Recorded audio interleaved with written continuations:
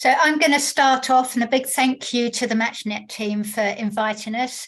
So Kate Lewis and I are part of the team that developed the ECHILD database, which links education, hospital data and social care data for all children in England. So if you go to the next slide, please. So the aim of this short seminar is to demonstrate the scale and value of ECHILD for studying rare diseases. So Kate's going to be presenting her work on children with major congenital malformations. But before I hand over to Kate, I want to make 2 points, and we can come back to this in the question session. Firstly, although ECHILD, we feel ECHILD is a great achievement, we are playing catch up with Wales and Scotland, where these data sets have been usable for some time and they have deeper, richer data already linked in. But from a policy perspective, we now have the opportunity for comparative studies between England, Wales and Scotland using these linked data. And the second point is that ECHILD will be available to applicants from the UK later this year, sometime in autumn. So some of you may well be interested in using it. All right, over to Kate. Thank you. Thanks, Ruth. So I'm going to talk through a descriptive study that uses ECHILD, and this is variation in recorded special educational needs amongst children with major congenital anomalies born in England. And that's quite a mouthful, so I'm just going to break down some of the key phrases here. So firstly, major congenital anomalies are abnormalities of structure or function that are of prenatal origin, that have significant medical, social or cosmetic consequences for the affected individual, and they typically require medical intervention. And some of the most common in England are listed on this page. So individually, major congenital anomalies are quite rare, but they're thought to affect about 2% of births according to registry data. And thankfully, nowadays, about 95% of children with major congenital anomalies survive through to school age. And this is thanks to improvements in paediatric surgery over the last few decades. So they're more likely to go to school and require additional support with learning, which is where special educational needs provision comes in. So this is any educational provision that's addition to or different from that given to children or young people of the same age. And there's some examples listed on the page there. And I just want to note that I use the term recorded special educational needs in this presentation. And this really is to reflect the fact that we are using an administrative data set. And although we have an indicator of SEN provision, we don't actually know the quality or the components of that provision that they're given. So why do we want to look at this? Well, obviously for families that have children with particularly rare conditions, they want to know prognostic information, and for clinicians too. Work like this could be used in service planning. If we know a certain amount of children are born with a condition, then planning for the future becomes easier. Also, by looking amongst children with the same specific conditions, we can be more confident in untangling the sources of variation in SEN provision, whether that be across the country over time or following a major policy. So that's where I come on to my second part. So when I talk about the government reforms, I'm talking about the Children and Families Act of 2014 and the subsequent Code of Practice. And at the time, this was hailed as one of the most significant changes to special educational needs and disability policy in England for 30 years. And some key points from it, it was hoped to improve co-production, cross-organisation working, there was changes to funding, and also the local authorities were supposed to set out a local offer of different support available. Also, as part of this change, the categories of recorded SEN changed. So what had been School Action or School Action Plus changed to SEN support. And this is arranged by the school and includes additional support, particularly in the classroom.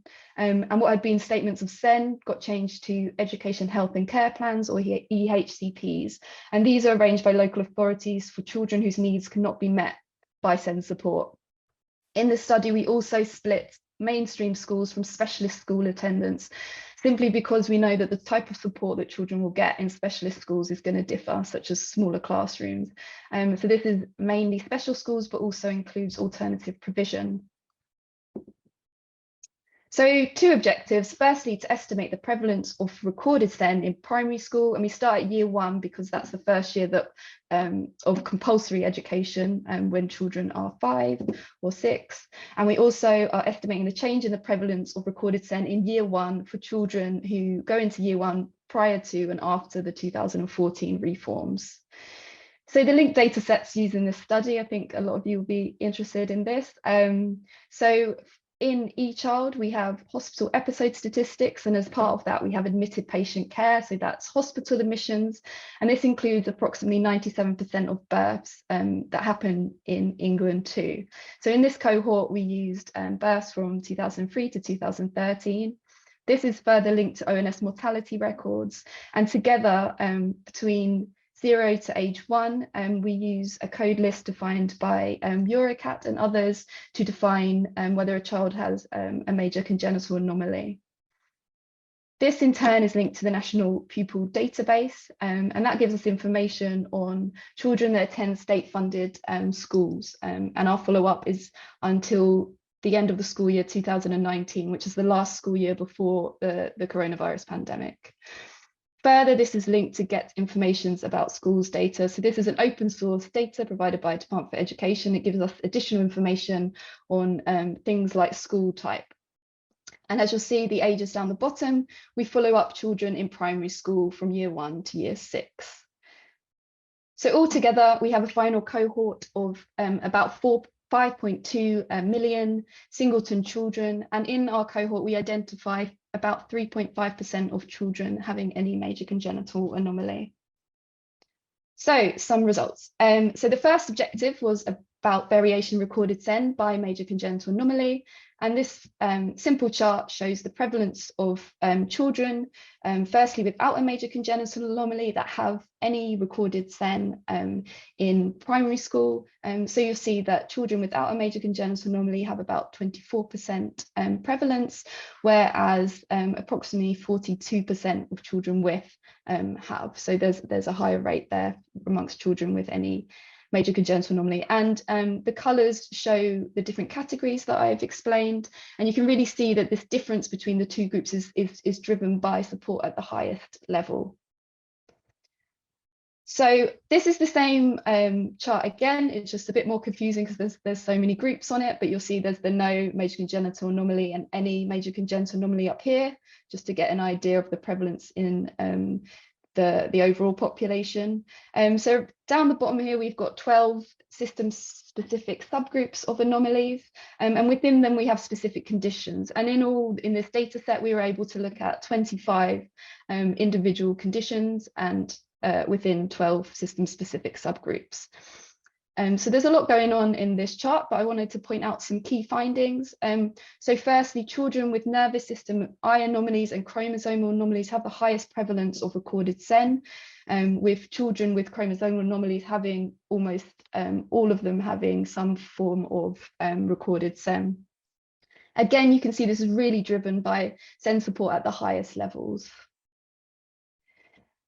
I also wanted to show you isolated versus average in each group. So children with isolated anomalies, that means they have an anomaly just in that subgroup compared to the average. And as you might expect, children with an isolated anomaly, meaning they probably have a less severe condition, are less likely to have SEN recorded. So our second objective is difference in the prevalence by the policy period. So this chart shows the absolute difference with 99% confidence intervals between children who went to year 1 after the policy period versus before. And anything above 0 is an increase over time, and anything below is a decrease. And really, you can see here that following the policy period, there was about 4.2% decrease amongst children with no major congenital anomaly, and this was actually higher amongst children with any major congenital anomaly. And I've just included the any and isolated groups for each subgroup, and you can really see this is across the board, this reduction in SEN provision, apart from a few individual groups, such as EF&N, which means ear, face, and neck. So this chart shows SEN support overall, but what we really want to look at is the subgroups to really understand the underlying impact of these changes over time. So this is the same chart, but just for specialist school attendance. And you can see there's much less variation or change over time, apart from children with nervous system anomalies. Similar patterns can be seen for EHCPs in mainstream school.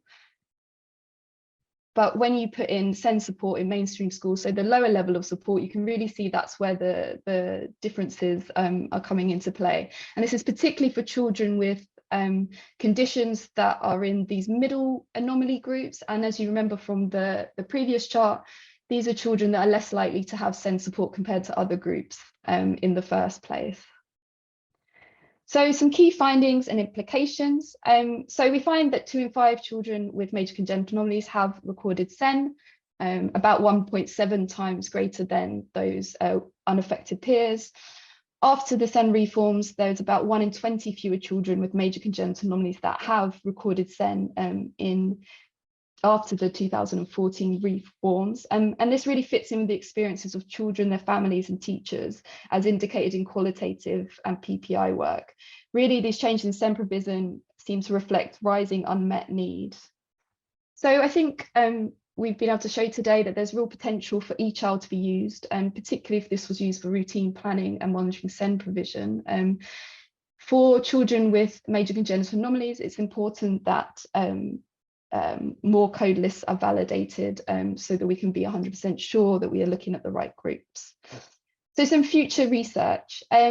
So as part of the HOPE study, we're examining a wider group of children that potentially have a need for SEN provision according to health data. And this is important because although children with a major congenital anomaly have a higher prevalence of SEN provision, they only make up about 5.5% of the total population. So there's a lot of other children without major congenital anomalies that receive SEN. So we really want to look at this question about whether SEN provision is equitable. And of course, here we've just looked at a descriptive study of quantity. We're also going to look across local authorities and schools. But we really want to also look at the quality of that SEN provision. And that's why as part of the HOPE study, there's a team in Cambridge that have been doing lots of qualitative research. Thirdly, we're looking at the long-term outcomes of SEN provision. So receiving SEN provision or not, does that make a difference to the health or education of these individual children? And we recommend you come along to the MatCHNet workshop, which is next Thursday week, by our colleague Bianca de Stavolo. She'll be talking through a specific method that we use in these studies. So some acknowledgements. Specifically want to thank Maria, who started off this work, and just to say that these results are subject to final checks and peer reviews. And for ECHILD updates, we can talk about it in a second when I stop sharing, but we recommend you follow the Twitter account that's listed there, or join the ADR UK mailing list that's also there too.